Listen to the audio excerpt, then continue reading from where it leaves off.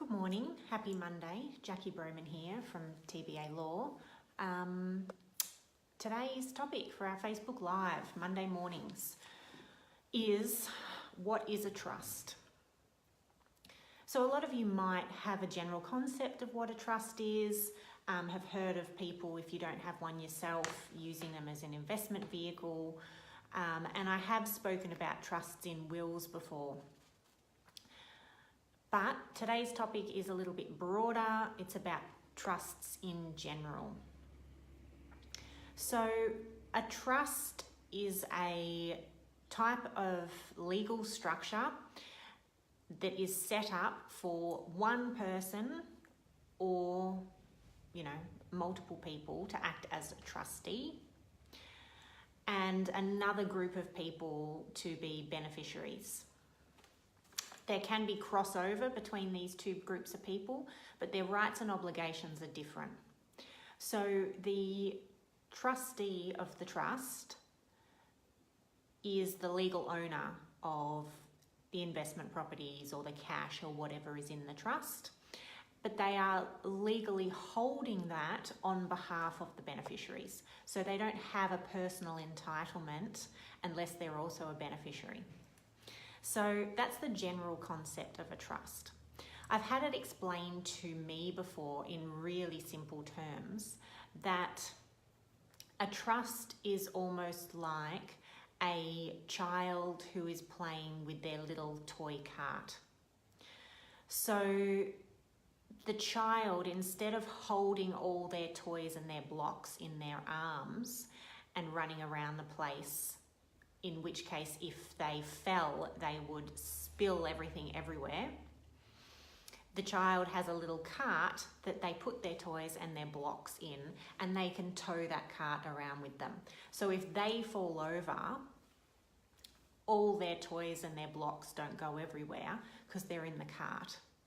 So like a trust, if the person themselves, who is a beneficiary of the trust, has a bankruptcy event or something else, the assets that they hold in their trust are safe. They don't spill everywhere for everyone to grab onto. They're in their separate little cart. So not a perfect analogy, but a good concept, I suppose, to sort of explain that the assets in a trust are separate from what is in your name personally. So that's the basic thing about what a trust is. Now, there's two broad types of trusts. Trusts that set up while you're alive and trusts that are set up in your will.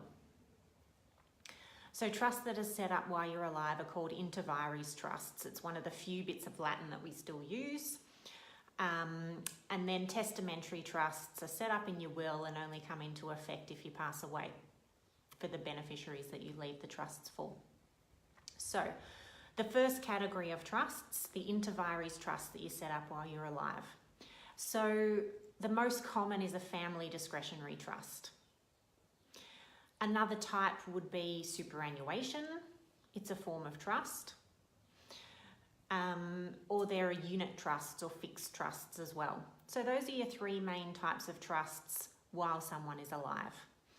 A family discretionary trust is called discretionary because the trustee who holds the property has complete discretion over what property they hold and how they distribute, right? The beneficiaries have no specific proportional entitlement, so the trustee can do whatever they like. So that is a discretionary trust. A unit trust or a fixed trust, the trustee doesn't have discretion. The beneficiaries hold units like they would shares in a company. So say they hold,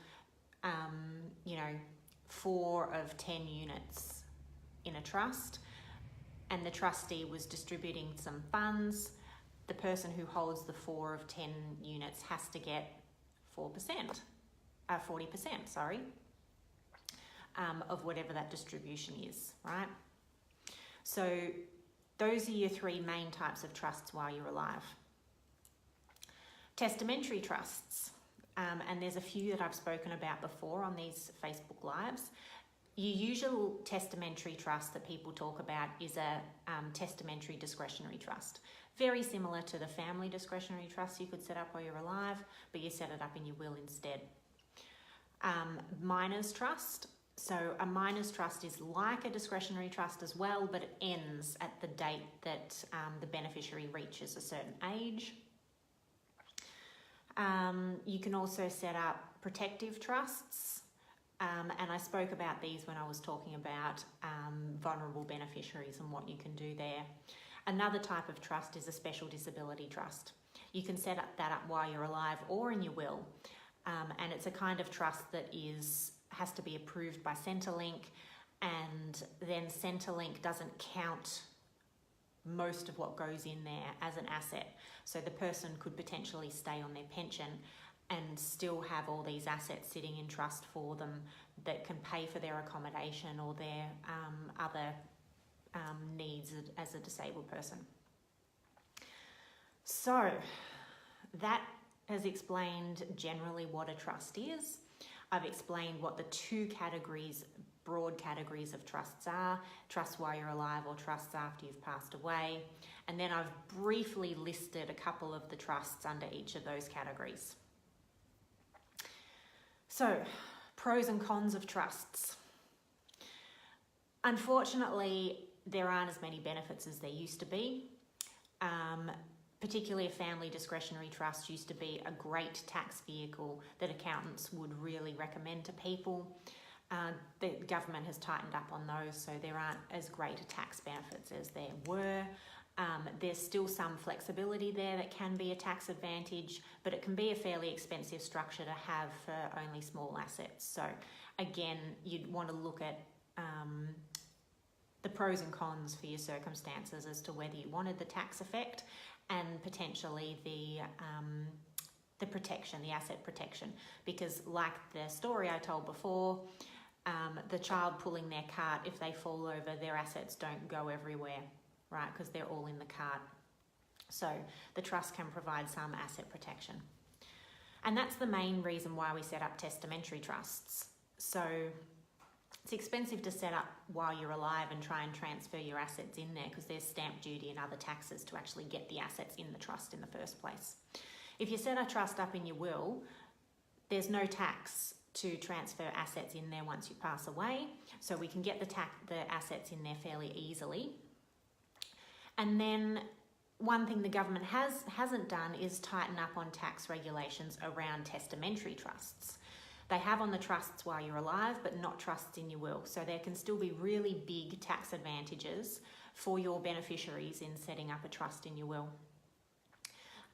And the asset protection aspect as well. So depending on the wording that we use in a trust in a will, we can protect it from the future spouses of your beneficiaries, protect it from their bankruptcy and things like that. So there are some pros and cons, but you need to weigh up the expense of having the trust against the benefits and your family circumstances as well. So that is a whole lot of information on trusts. So I hope that is somewhat useful.